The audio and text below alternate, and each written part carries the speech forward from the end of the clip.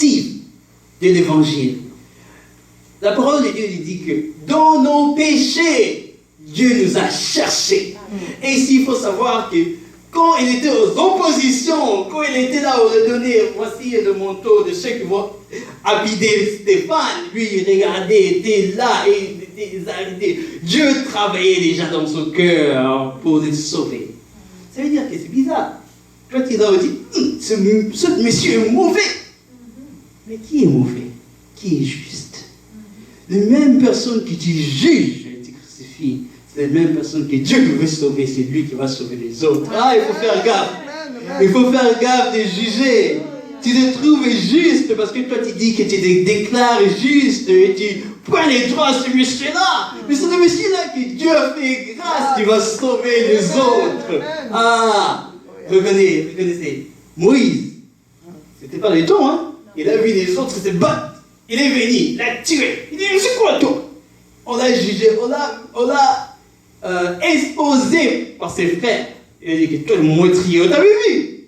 Mais il ne savait pas qu'il parlait à celui qui va les libérer de la chaîne de l'esclavagisme. Ah, hein? Tu dis un mauvais rapport à la police, au gouvernement, ce monsieur ici. Mais tu ne sais pas si ce monsieur, c'est lui, le libérateur, qui va aider votre société, votre communauté, votre église. C'est pour ça qu'il faut faire gaffe. Parce que vous ne connaissez pas encore le plan de Dieu. Le plan de Dieu, il faut dans la patience, dans la souffrance. Il faut savoir que les justes souffrent. Il va souffrir. Et quand il souffre, c'est pour la gloire de Dieu, pour montrer au monde que il peut nous brûler, il peut nous mettre notre corps dans le feu, mais l'esprit qui est en toi, l'esprit de Dieu, personne ne peut allumer ça. Et c'est ça que Dieu veut montrer au monde, que c'est lui la puissance, c'est lui les dieux. Et ici, il dit que Paul a reconnu ça, verset 12-13, qu'il est en opposition devant Dieu, devant l'évangile. Il dit, deuxième point, il dit, sa reconnaissance, il a reconnu la grâce que Dieu pouvait faire dans sa vie, que lui qui était si éloigné, il a trouvé grâce dans les yeux de celui qu'il a créé. Oh, alléluia, c'est une chose merveilleuse. Il a confessé, il a dit sa reconnaissance de la grâce divine et la confession de l'indignité. C'est verset 14-15. Paul, la vie ancienne de Paul. Si quelqu'un peut lire Galates 1:13 à 24, s'il vous plaît.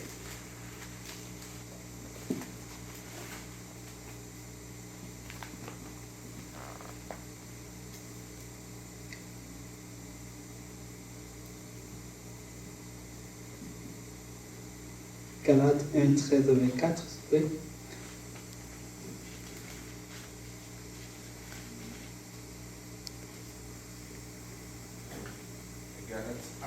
À partir de verset 13. Oui.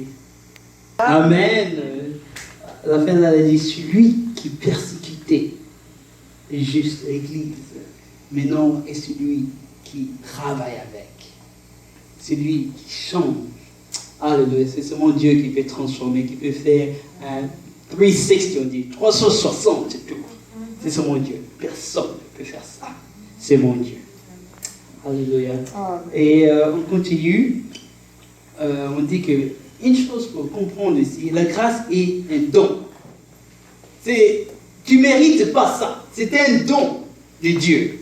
L'homme généreux, libre et totalement inattendu et immérité. Ça veut dire que la grâce, c'est un don. Du début et jusqu'à la fin, c'est le travail de Dieu. Et quand tu comprends ça, tu dis que, oui, c'est lui qui met le commencement de ton départ et c'est lui qui va mettre la fin de ton travail. Et on continue. Deuxième définition de la grâce. La grâce, je vais aussi mettre un peu de grec. En grec, c'est traduit ici, ça signifie, c'est lui qui apporte bonheur. C'est ça la signification de grâce. On dit que qui donne celui qui apporte bonheur, la joie ou la bonne fortune. Mais la Bible dit the gospel, the good news, la bonne nouvelle. C'est ça. C'est une grâce gratis. Et encore quelque chose que j'ai trouvé intéressant, j'ai trouvé la nature humaine. Ici, Saint Augustin a dit quelque chose comme ça. Il a dit que la souillure du péché originel a fait atteindre la grâce de Dieu dans l'âme des hommes. Peu importe la façon dont elles se sont conduites avec droiture.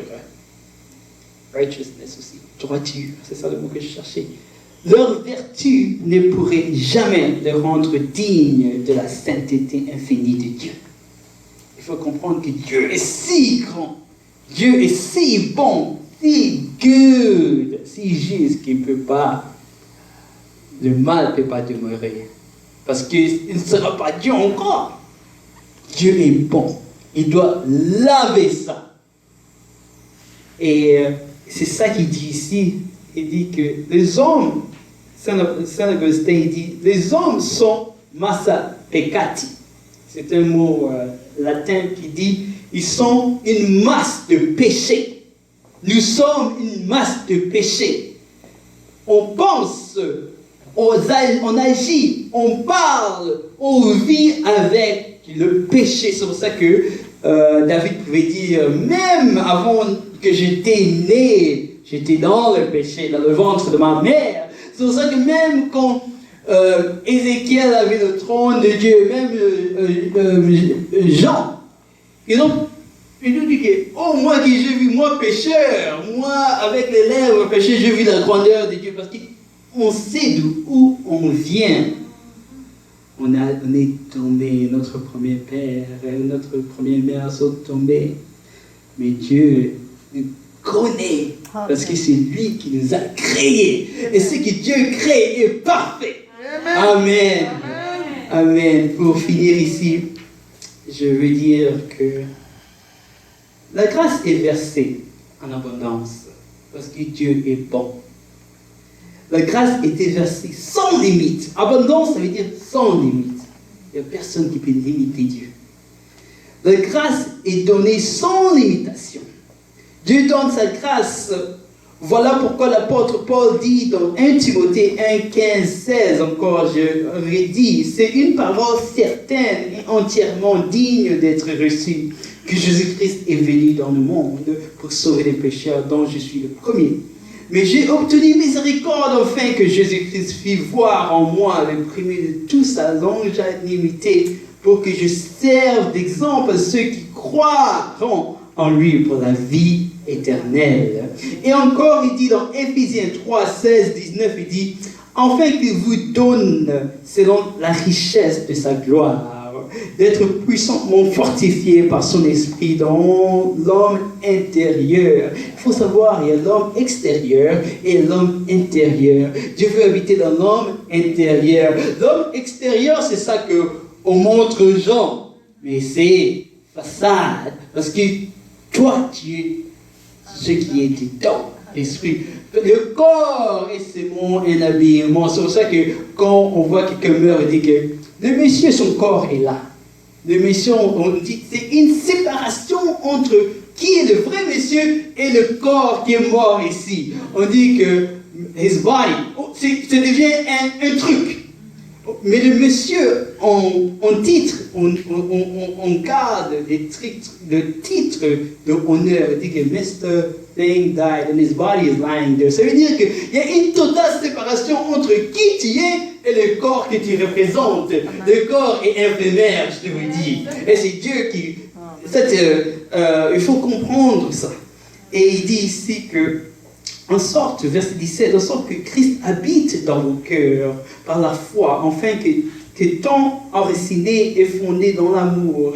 Il dit encore ici 18, vous puissiez comprendre avec toutes les saints quelle est la largeur, la longueur et la profondeur et la hauteur, et connaître l'amour de Christ qui surpasse toute connaissance, en sorte que vous soyez remplis jusqu'à toute plénitude de Dieu.